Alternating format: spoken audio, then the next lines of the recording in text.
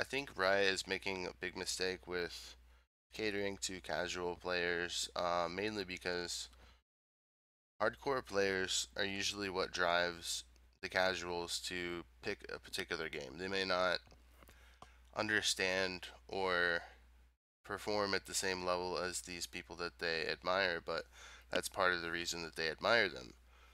So you want to keep your competitive players happy, and for the purpose of argument, let's say that platinum up players are the competitive players.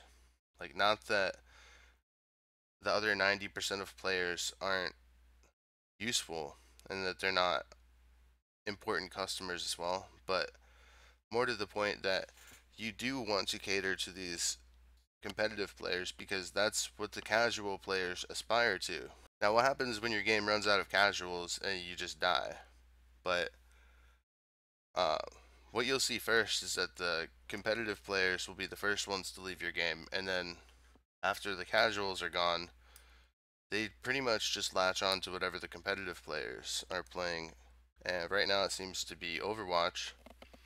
Whether or not that'll continue, I'm not totally sure, but it seems as though Riot is content with keeping Dynamic Queue in the state that it is with its band-aid fix after band-aid fix.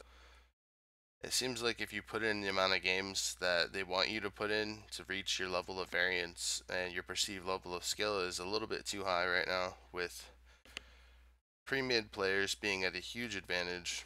And not even, like, to get off topic here, but it's a little bit more important if you have roles that influence each other.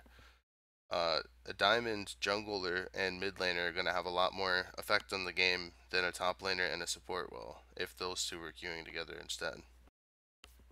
Uh, but yeah, if you keep a large enough percentage of your competitive players happy, then you don't have to worry about acquiring new players. You actually lower the costs of acquiring new casuals. And that is pretty much my thoughts on the matter right now. I think that eventually we'll switch back to pure solo queue. So it'll be a little bit closer to their original announcement.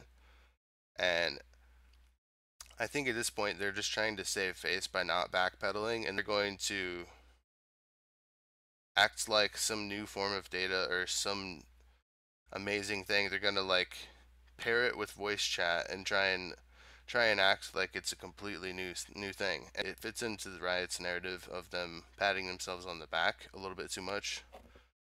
Um, but yeah, none of the old competitive players will be fooled by this. It's just a matter of whether or not they decide to stick around.